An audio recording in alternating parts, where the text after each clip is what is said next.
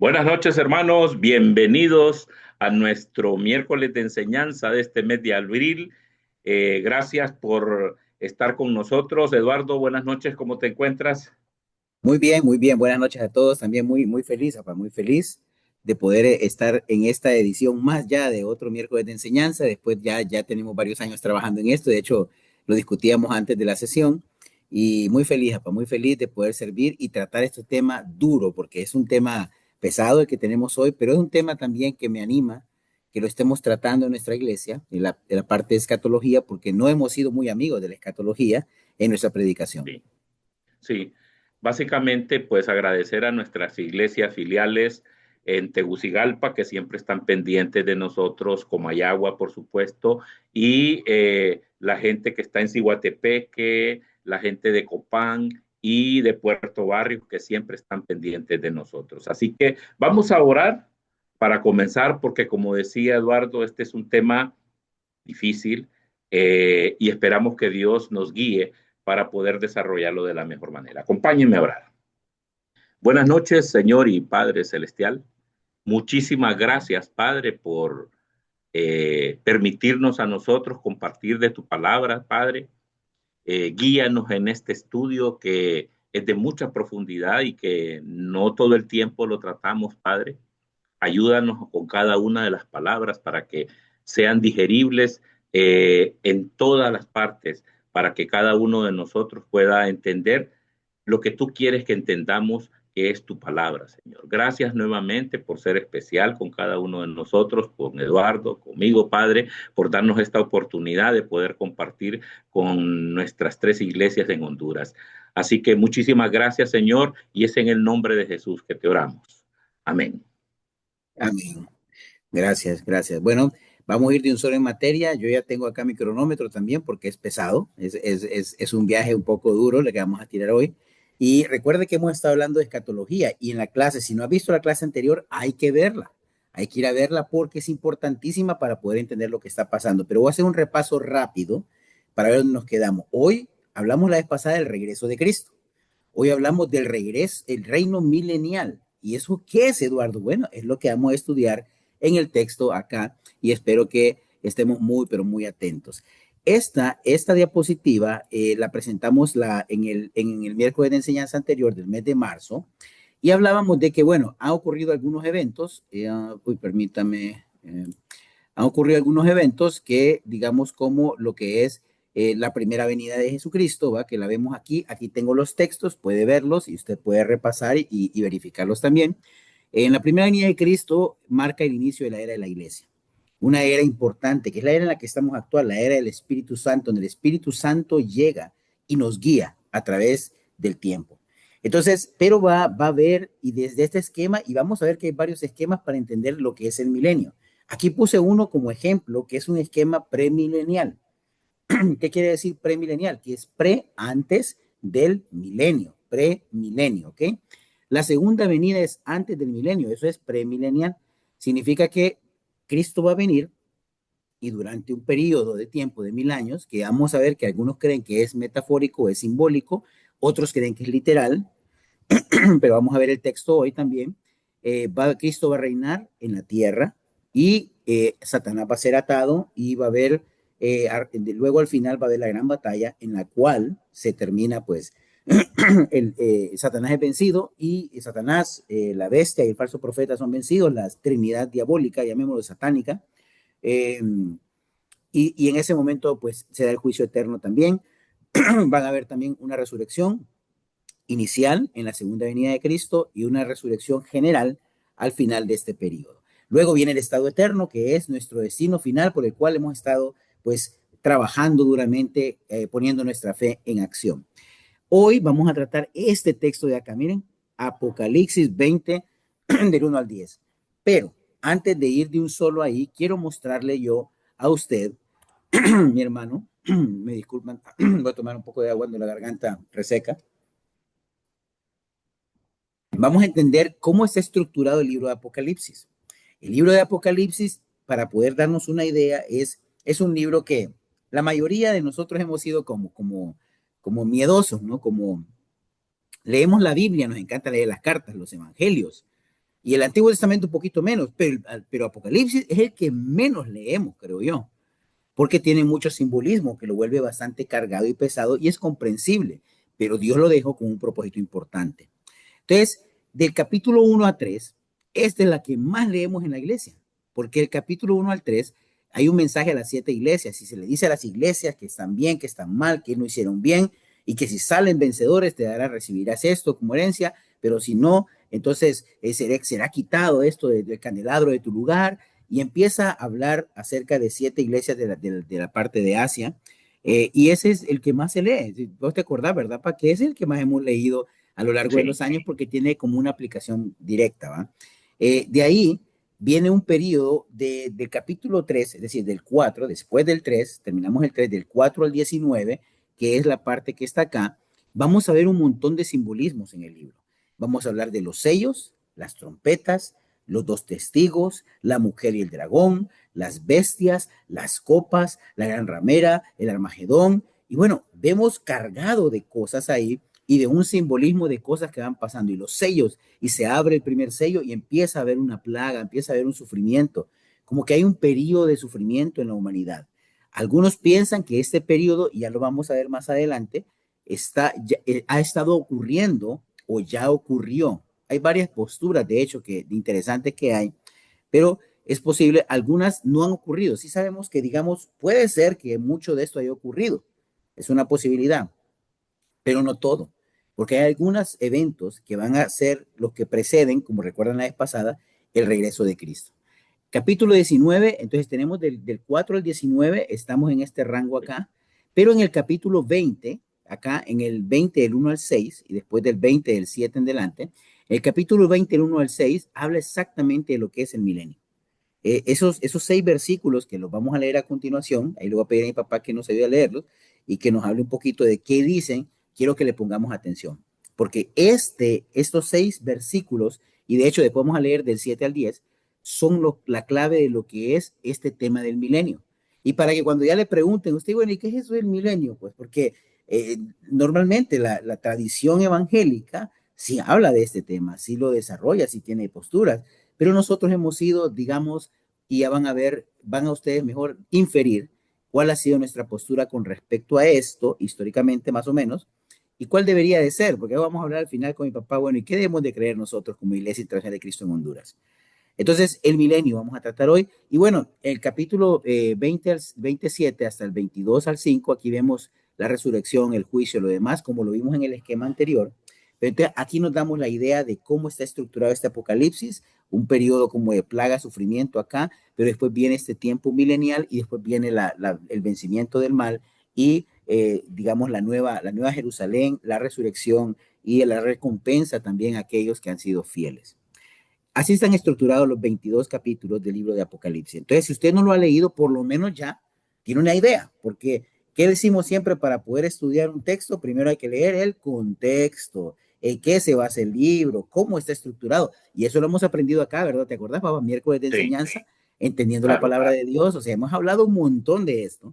Así que mi querido hermano, mi querida hermana, ya le hemos dado carnita, ¿no? Ahí le estamos dando una carnita que un bebecito no va a poder comer porque el bebecito que come leche y papilla, ¿no? Pero usted, ya que tiene tiempo en la fe, ya es momento realmente que entre a esto y se anime, porque recuerde, esta escritura es para animarnos.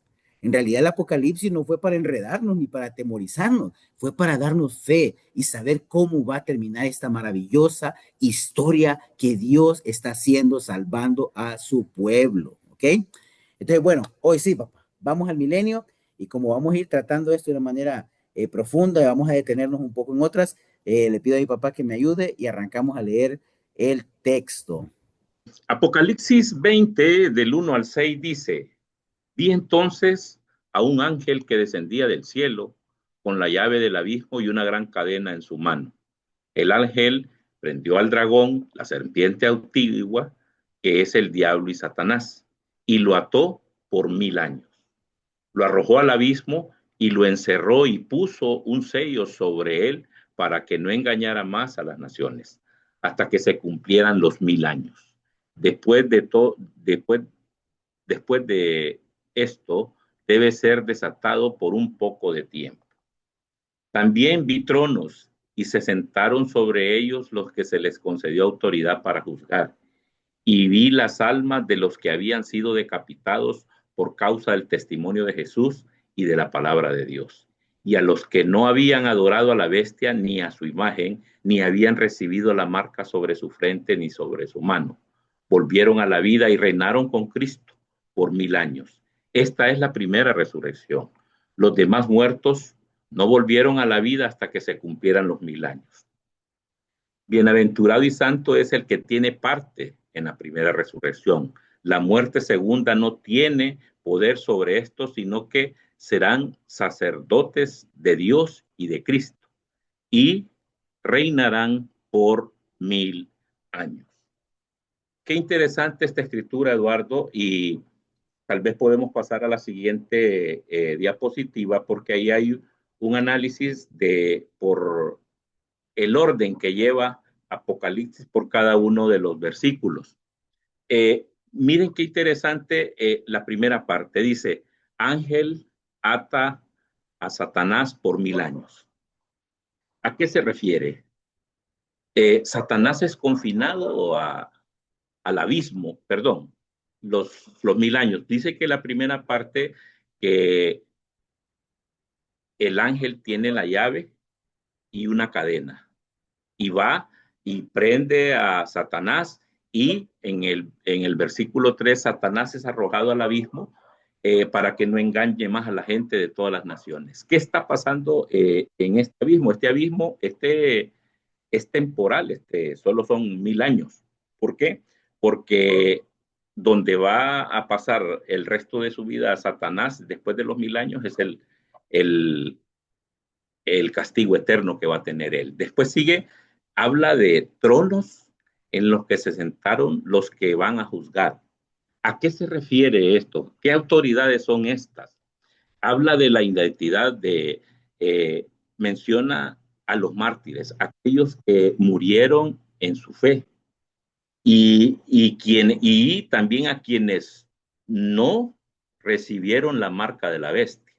Esas personas dice que se les va a delegar poder para que puedan juzgar aquí en la tierra, cumpliendo la promesa que le hacían. Después habla de la resurrección.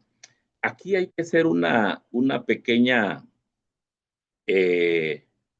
distinción porque habla de dos resurrecciones, la primera y la segunda resurrección. La primera es exclusiva para los creyentes y la segunda resurrección es para todos los demás, los que están muertos, que no volverán a la vida hasta que finalicen los 1000 años. Esta es la segunda resurrección. La primera resurrección es para los creyentes.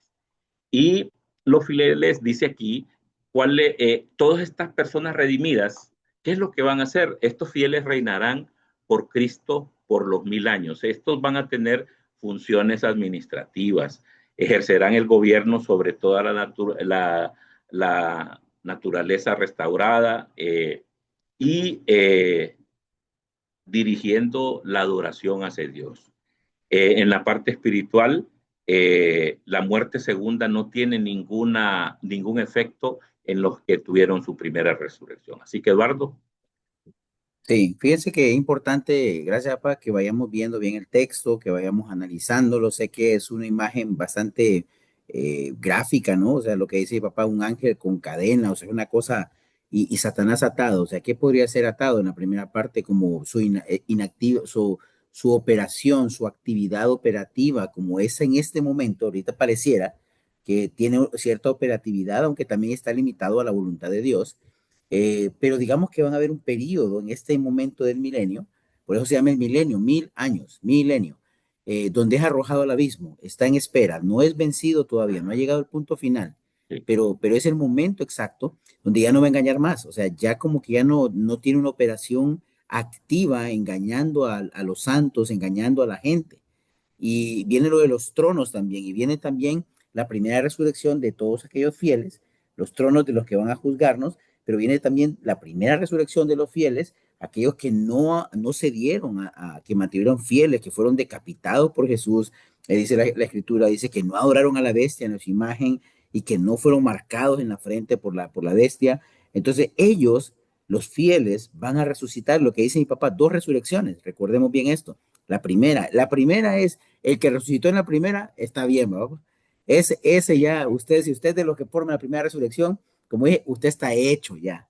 Usted ya está cabal, está genial, porque ya significa que usted mismo ya es parte de los que son fieles, ¿no? ¿Ok? Y, y finalmente dice que los fieles, en el último versículo, reinarán con Cristo por 1000 años. O sea, y de ahí viene el milenio. Pero miremos ahora los siguientes versículos eh, que vamos a tener en el verso 7 al 10. Dice, cuando los 1000 años se cumplan, Satanás será soltado de su prisión y saldrá a engañar a las naciones que están en los cuatro extremos de la tierra, a Gog y a Magog, a fin de reunirlas para la batalla. El número de ellas es como la arena del mar, y subieron sobre la anchura de la tierra, rodearon el campamento de los santos y la ciudad amada, pero descendió fuego del cielo y los devoró. Y el diablo que los engañaba fue arrojado al lago de fuego y azufre, donde también están la bestia y el falso profeta, y serán atormentados día y noche por los siglos de los siglos.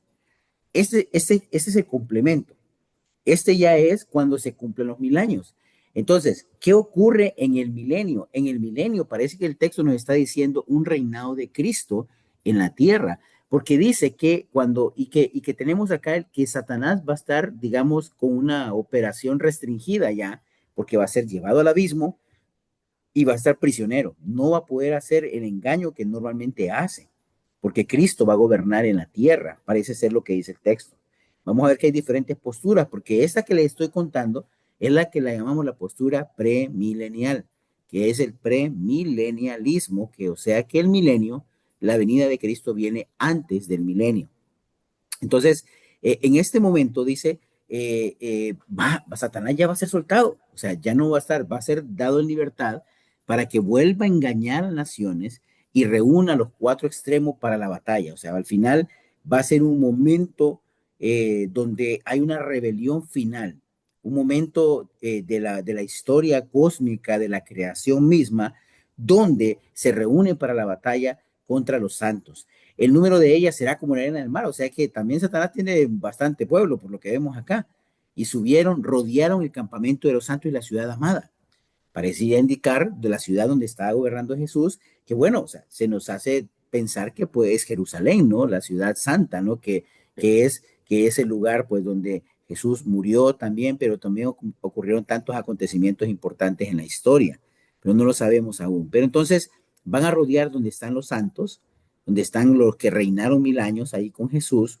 Y recordemos, hay una postura que puede decir que esto es metafórico, pero también el texto no nos está dando detalles como que fuera algo bien literal. Eh, y dice que descendió fuego y los devoró. Y el diablo que los engañaba, fue arrojado. Aquí viene la batalla final, fue arrojado al lago de azufre, al lago de fuego y azufre, donde están también la bestia del falso profeta, la trinidad diabólica, maligna, y serán atormentados día y noche por los siglos de los siglos. Qué terrible esto, ¿no? ¿Te imaginas, papá? O sea, un sufrimiento interminable. Sí, Es duro, pero es la justicia de Dios haciéndose presente. A veces nosotros queremos pensar y, y entender a Dios como nosotros. No, pero ¿por qué un castigo tan grande? O sea, igual, ¿y qué tal que se arrepienta? No, no, no, o sea, la justicia de Dios es recta, no, no negocia, digamos, las cosas, simplemente hace lo que es correcto. Ya la gracia la hemos experimentado nosotros y tuvo que haber un precio muy, pero muy grande, que es la muerte del Señor Jesucristo, para que experimentemos la gracia. Porque Dios no va a saltar su rectitud ni va a poner en juicio su santidad misma, porque es lo que Él es. Y aquí vemos que el castigo es un tormento permanente. Pero la gran batalla, entonces estamos hablando, papá, si resumimos todas estas diapositivas, ya vemos versículo por versículo otra vez, porque el hermano lo estamos llevando pasito a pasito, porque sabemos que es un hueso, un pedazo de carne bastante, posiblemente está como término medio, ¿no? Y algunos no, le dicen, no, dámela bien cocida. Dicen, no, no, que este es término medio, porque hay mucha metáfora, hay mucho simbolismo que no podemos entender, entonces no puedo coserlo tanto, digamos, como quisiéramos. Entonces, mi papá ya había explicado esta línea de lo que está ocurriendo. El ángel ata a Satanás, Satanás arrojado, entonces ya vimos hasta el 6, y aquí vemos en el 7, en el verso 7, que podemos ver acá donde estoy señalando, es donde Satanás ya es liberado. Satanás es liberado, sale a engañar y reúne su ejército, engaña a la gente y reúne su ejército para la batalla, rodean el campamento de los santos y finalmente, pues en el verso 10 vemos que Satanás, la bestia, el falso profeta, fueron arrojados al lago de azufre, de fuego y azufre, y atormentados por los siglos de los siglos. Apocalipsis entonces 20, del 1 al 10, nos habla de esta historia, de cómo es el final de Satanás, pero que precede también un periodo de reino de Cristo. Y algunos pueden creer que esto puede ser simbólico, pero también hay bastantes argumentos para creer que puede ser literal.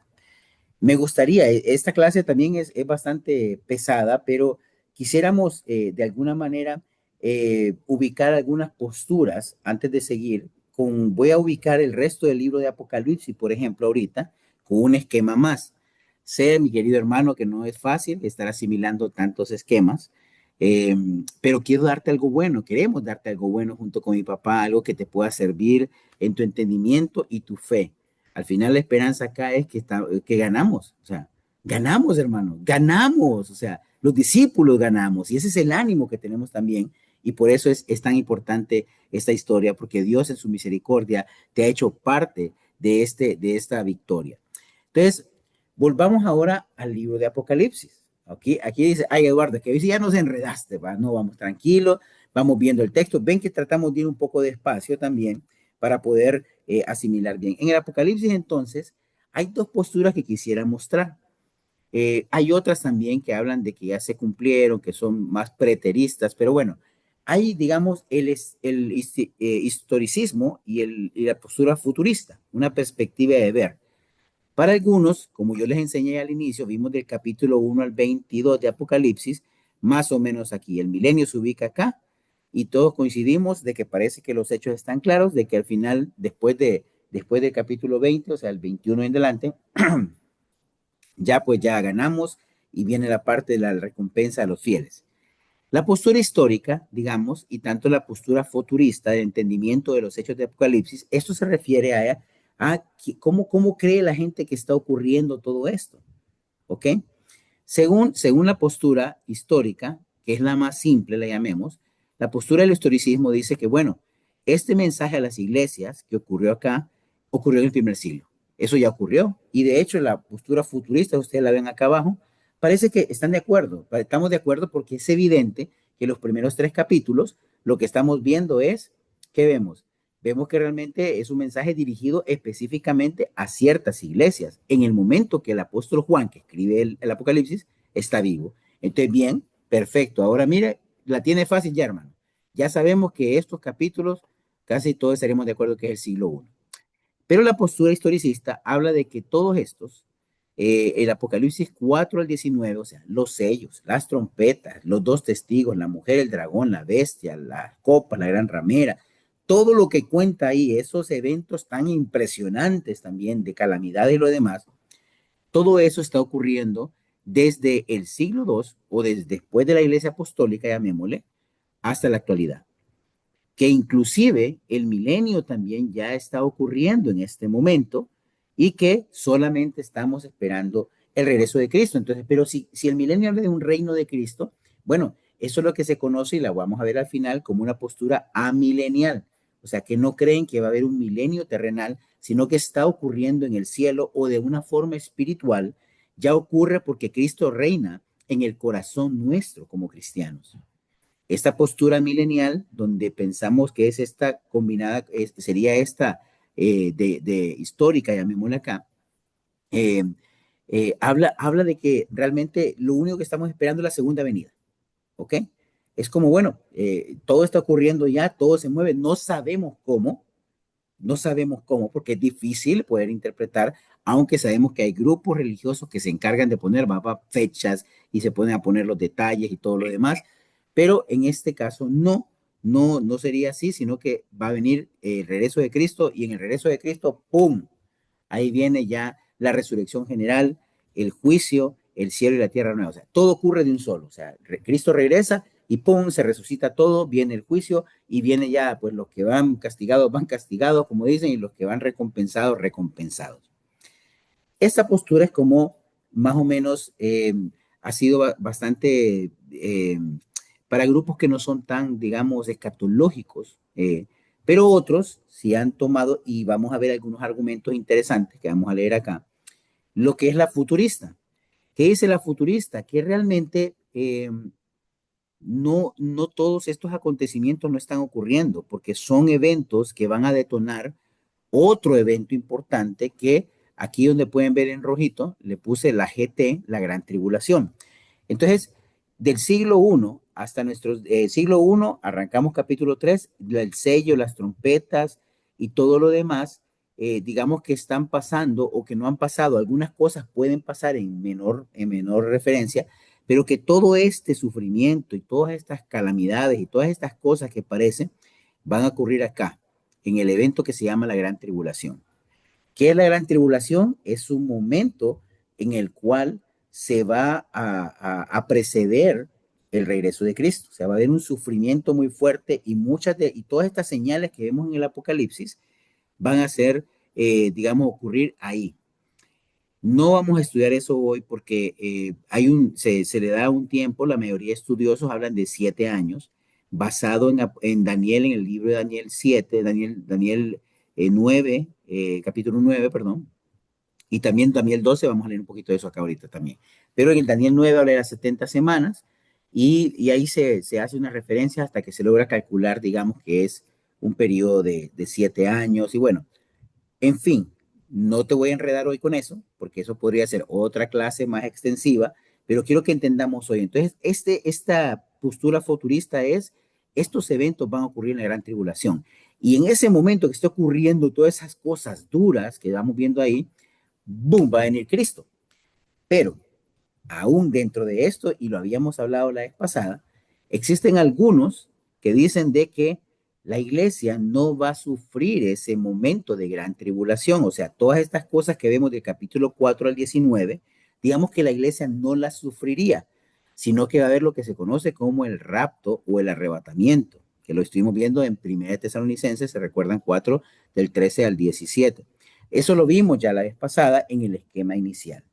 Entonces, ¿va a ocurrir o no va a ocurrir? Bueno, algunos piensan que la iglesia no va a pasar ese momento, otros dicen la iglesia sí va a pasar y vamos a recibir la recompensa hasta la segunda venida de Cristo. Cristo viene y después de la gran tribulación, sea que esté la iglesia presente o no esté la iglesia presente, bueno, viene Cristo y empieza el reino en la tierra, que es lo que es el milenio. Por eso lo estamos ubicando las barritas ahí, paralelas a los capítulos de Apocalipsis. Y bueno, y después sabemos que el capítulo 20 viene lo mismo, la resurrección general, el juicio, el cielo nuevo y la tierra nueva.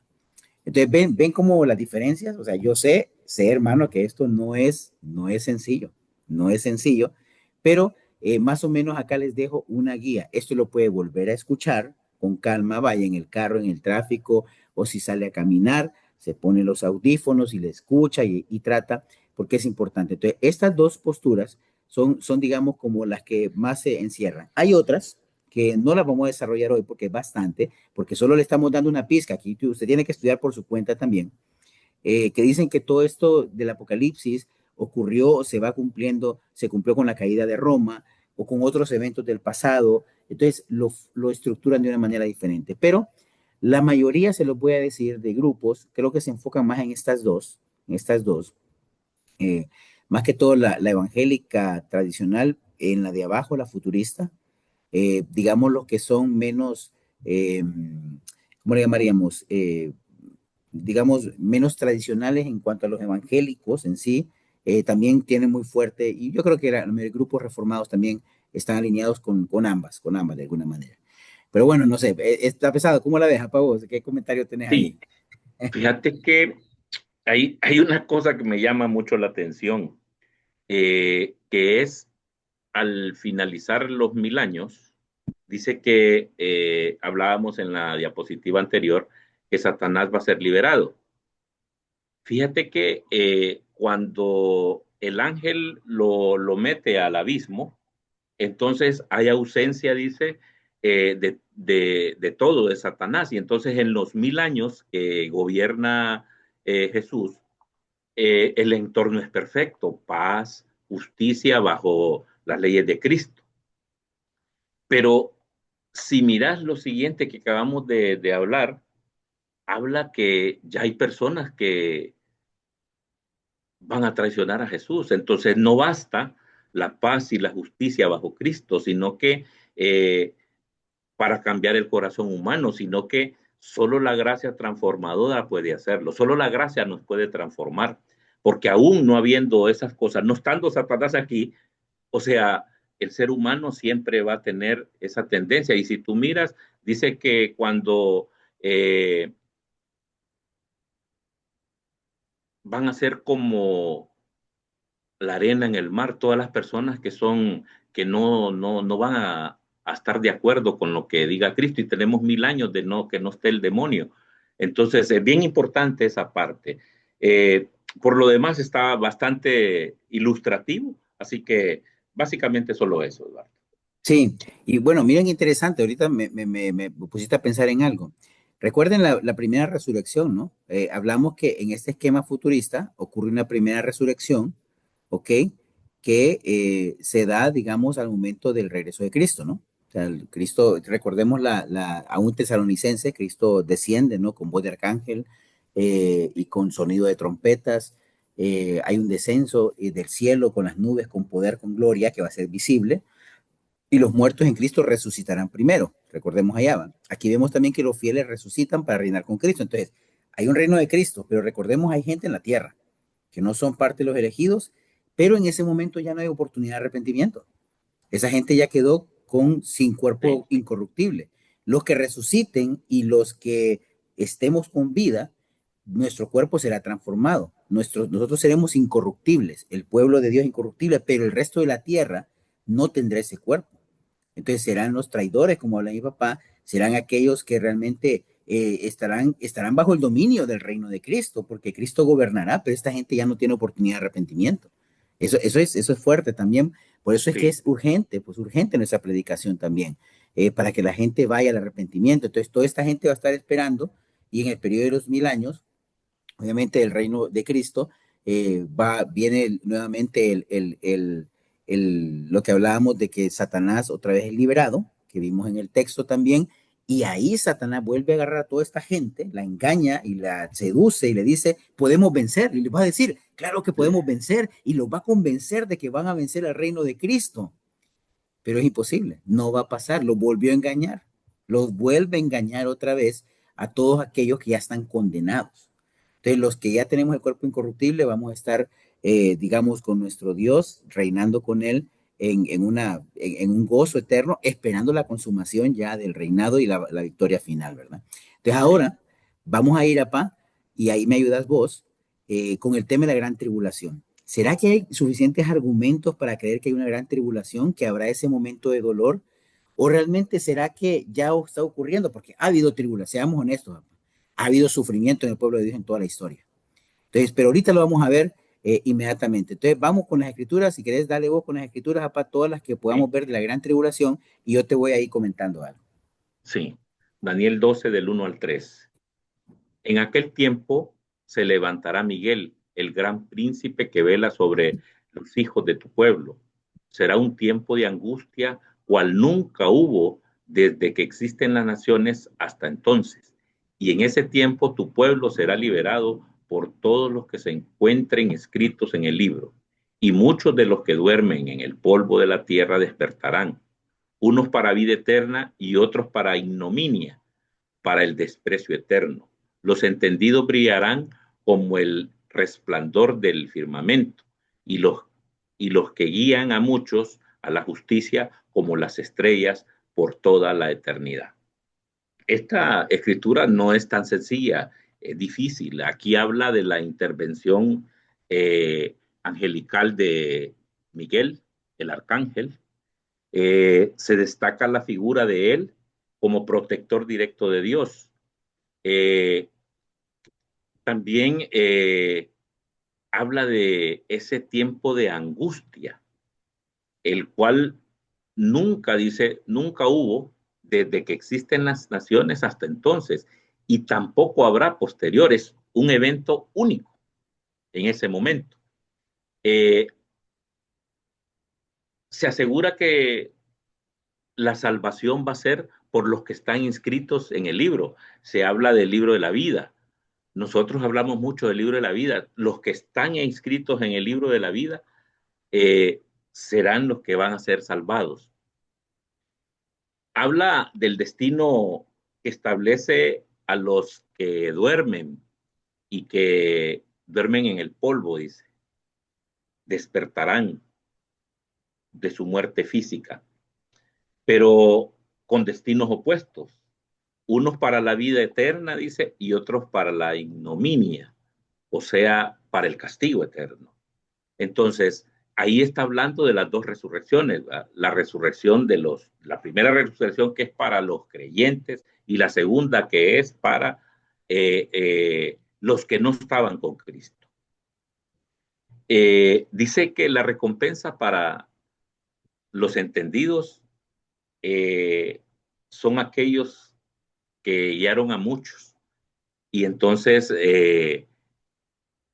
van a ser como el resplandor del firmamento y que será, los que guiaron a muchos serán como las estrellas para toda la eternidad, o sea, siempre van a estar brillando para poder seguir enseñándole a las demás personas. Eh, Cuando implica, dice, ser entendido, para entender, dice, es el discernimiento para poder entender que los tiempos de Dios y para cumplir el evangelismo y todo lo que es el discipulado y ser las personas que realmente Dios quiere lo que seamos nosotros. Así que esta es una escritura complicada, pero sí está claro porque es lo que hemos venido desarrollando durante toda esta sesión, que habla de también de este tiempo va a ser excepcional. No va a haber, no ha existido nunca, ni va, habrá otro, es único. Así que adelante, Eduardo. Sí, sí, gracias, papá. Entonces, miren, detallitos rápidos, nada más, ya mi papá lo desarrolló bien. Miguel, el príncipe del pueblo de Dios, o sea, puede ser referirse a la iglesia o la continuidad del pueblo de Israel en este momento, pueblo judío en el tiempo de Daniel. Pero mira qué interesante, papá, que esta es la primera mención clara de la resurrección, o sea, directa. Aquí vemos en los tiempos de Daniel ya, o sea, estamos Sí, viendo el Antiguo Testamento ya los indicios de la resurrección y la esperanza de la resurrección que los saduceos no creían, ¿no? O sea, pero sí los fariseos. Entonces, nada más pensemos en esto. Aquí ya tenemos la parte de la resurrección y lo que habrá, un tiempo de angustia. Parece que el tiempo de angustia precede la resurrección. Y en los siguientes pasajes que mi papá les va a leer también, miren cómo encaja bien con lo que acabamos de leer en Daniel. Entonces, continúa ahí. sí. Mateo 24, 15, 16. Por tanto, cuando ustedes vean la abominación de la desolación de que se habló por medio del profeta Daniel, coloca en el lugar, colocada en el lugar santo y que el que lea entienda, y entonces los que estén en Judea huyan a los montes. En Mateo 24, 21 dice, porque habrá entonces una gran tribulación tal como lo ha acontecido desde el principio del mundo hasta ahora, ni acontecerá jamás, y aquellos días no fueron si no fueran acortados, nadie se salvaría, pero por causa de los escogidos, aquellos días serán acortados. Miren qué interesante. Dice, habla de señales de la abominación y la desolación. Jesús utiliza las palabras del profeta Daniel para instruir a sus seguidores en las señales del fin. Jesús cita a Daniel valiéndose de la unidad profética del Antiguo Testamento con su propio mensaje. La profanación teológicamente se refiere al lugar santo. Una figura maligna va al lugar santo, esa es la profanación. Y cuando habla del discernimiento, la frase el que lea entienda indica que no basta solo leer la Biblia para discernir espiritualmente y para reconocer las señales de todos los tiempos. La tribulación se define como un periodo de evento histórico que no tiene paralelos y no tiene comparativo. Dice ahí, tal como no aconteció desde el principio del mundo y no volverá a acontecer, jamás. Aquí nos vemos cómo la misericordia de Dios nos lleva al juicio, pues. Este versículo aporta un mensaje de esperanza para, en vez de ponernos tristes, nos da esperanza, porque Jesús revela que la gran tribulación tiene un límite definido por Dios. Dios tiene el control y la misericordia por el amor de sus escogidos, Dios acortará ese tiempo para que puedan soportarlo, que es lo que está diciendo la parte final de Mateo. Adelante, Eduardo. Sí, entonces miren la conexión, porque lo importante acá, recordemos, estamos hablando, es defendible la gran tribulación bíblicamente. Bueno, vemos ahora, hablamos de un tiempo de angustia como nunca antes, dice Daniel 12, y vemos a Jesús acá hablando, donde dice que también, y se hace referencia a Daniel, porque la abominación de la desolación o la abominación desoladora también, que es referida también, digamos, a los eventos lamentables de, digamos, lo que hablamos creo que no me acuerdo si en la sesión pasada, de Antíoco IV Epífanes, de que sacrificaron un cerdo en el año, creo que 168 antes de Cristo, en el templo judío, el tiempo de los que sucedieron a Alejandro Magno, evidentemente, los cuatro reinos. Bueno, hay una historia larga ahí en Daniel, que voy a enredarlos un poquito más, pero esto es un acontecimiento abominable completamente y hace referencia, Jesús está haciendo referencia a Daniel. Entonces, cuando está hablando de las señales del fin en Mateo 24, Jesús trae a colación a Daniel y entonces nos lleva a tener que una conexión importante. Y ustedes ven el verso 21 acá dice, habrá gran tribulación como nunca aconteció desde el principio del mundo. Entonces, lo mismo que dice Daniel, ¿no? Como que es un evento que ocurre y que va a ocurrir eh, antes del final, ¿no? Los días son acortados, como dijo mi papá. Entonces, algunos piensan de que esto se está refiriendo acá a el momento en que Jerusalén es destruida en el 70, en el año 70 después de Cristo, donde hubo un momento de mucha angustia y por eso acá viene el texto, dice, entonces los que estén en Judea huyen a los montes. Entonces hablan de que Jesús le informó a sus discípulos de que se fueran a los montes porque iba a haber, y por eso la iglesia en Jerusalén desaparece como del mapa, ¿no? Y empiezan a ver las iglesias fuera de Jerusalén, las que tienen los apóstoles, o sea, el apóstol Juan, no, nadie murió en Jerusalén, evidentemente, ¿va? Exceptuando, bueno, Esteban, ¿no? Esteban, creo que algún otro por ahí, pero en el sentido de establecida la iglesia ahí, desaparece en algún momento de la historia, pero en realidad acá podemos ver esa combinación, no es tan sencillo Mateo 24, pero si vemos, bueno, aquí sí hay evidencia como también para decir una gran tribulación, un tiempo de angustia, está conectado con el Apocalipsis, sí, parece que puede ser que sí podemos argumentarlo de alguna manera. Y vamos a la última ya escritura, ¿verdad? De este texto que nos concluye la gran tribulación. Apocalipsis 7, 13, 17, sí. Uno de los ancianos habló diciéndome, estos que están vestidos con vestiduras blancas, ¿quiénes son y de dónde han venido? Y le respondí, Señor mío, usted, usted lo sabe. Y él me dijo, estos son los que vienen de la gran tribulación y han lavado sus vestiduras y las han emblanquecido en la sangre del Cordero. Por eso están delante del trono de Dios y sirven día y noche en su templo, y aquel que está sentado en el trono extenderá su tabernáculo sobre ellos. Ya no tendrán hambre ni sed, ni el sol les hará daño, ni ningún calor abrasador, pues el Cordero que está en medio del trono los pastoreará y los guiará a manantiales de aguas vivas, y Dios enjaguará las lágrimas de sus ojos. Miren qué interesante. ¿Cómo identifica esa gran tribulación? Eh, Habla de estos que vienen de la gran tribulación que son lavadas sus vestiduras.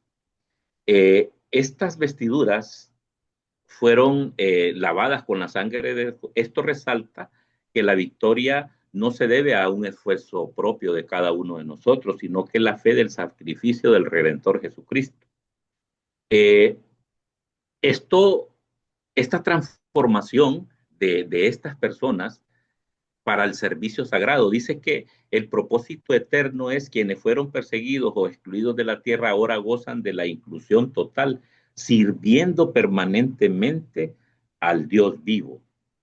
Eh, la frase extenderá su tabernáculo sobre ellos, evoca la nube de gloria en el desierto proporcionada por Dios con el refugio físico y espiritual absoluto de los redimidos.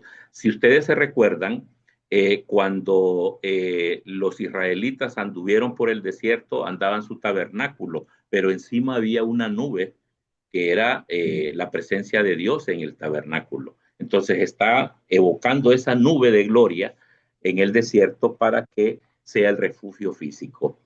Dice también que aquí van a erradicar, siempre seguimos con la misma línea de todo lo de Apocalipsis, en donde dice que todas las necesidades van a ser cubiertas. ¿Cómo van a ser cubiertas? Ya no va a haber hambre, sed, calor, ni calor abrasador, ni penuria vinculadas a los juicios, y, eh, y toda la resistencia nuestra hacia la bestia desaparecen para siempre. Ya no vamos a tener miedo, no vamos a tener calor y no les hará daño nada, dice. Y la última, la más bonita que me gusta, porque Dios siempre es un Dios de amor. Dios enjaguará las lágrimas de sus ojos.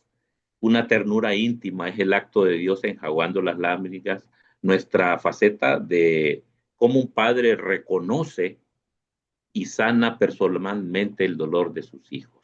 Eso es lo que quiere decir que enjugará las lágrimas de sus ojos. Eduardo.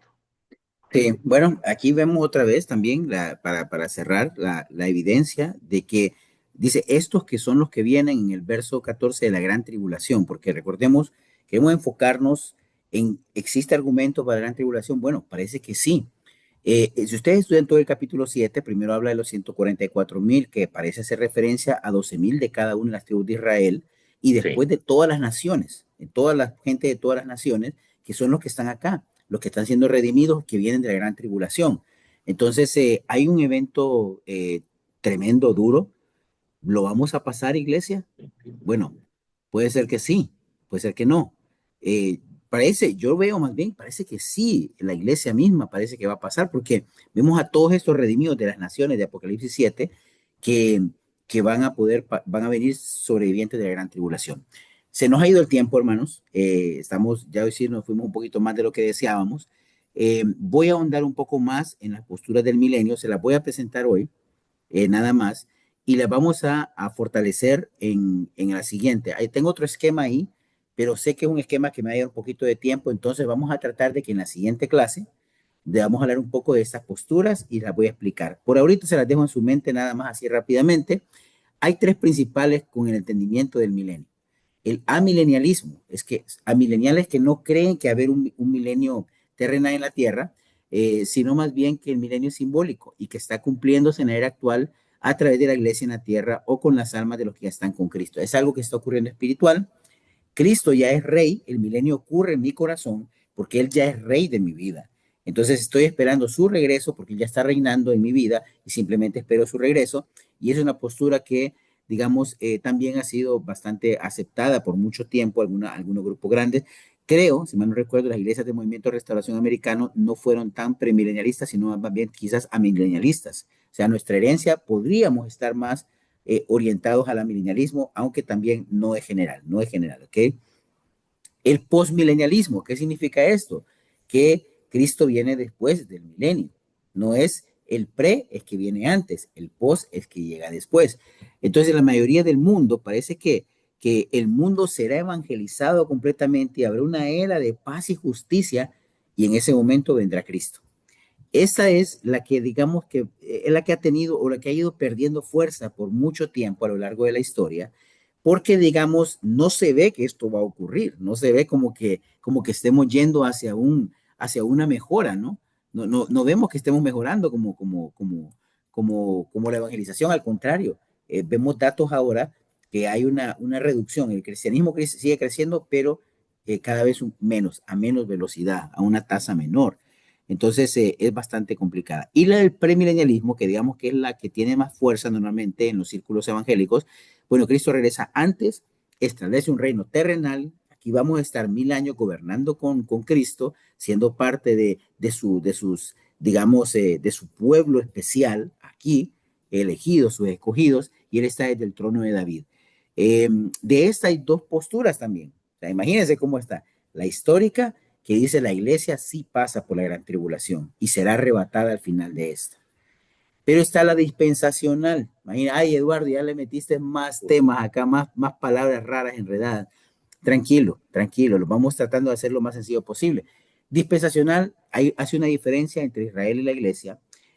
Habrá un rapto para la iglesia, pero no para Israel. Israel va a sufrir la tribulación y al final de la tribulación, Israel va a reconocer al Mesías Jesucristo como su Señor y de esa manera va a ser restaurado el pueblo de Israel, que tiene promesas, según algunos, que deben de cumplirse específicamente para ellos. Entonces, voy a dejarlo por acá y nos quedamos acá porque ya se nos hizo bastante larga y la otra parte es pesadita también. Pero bueno, para que vean, hermanos, queremos, para que mi conclusión puedo decir, les amamos, queremos darles lo mejor como Ministerio de Enseñanza en Honduras, darles herramientas, darles respuestas, aunque ahorita lo dejé con más preguntas, pero esa es la idea. A medida que estudias más, vas a tener más preguntas. Entonces, por mi parte, nos vemos en mayo y que va a ser increíble también. Hablaremos de estas posturas del milenio y hablaremos de ese juicio eterno, de qué se trata y seguiremos ahí la lectura del Apocalipsis. Entonces, espero que haya sido de provecho y por mi parte, que Dios les bendiga. Muy feliz, muy animado y a seguir aprendiendo, mis queridos hermanos. Buenas noches, hermanos. Que Dios los bendiga. Hasta el próximo.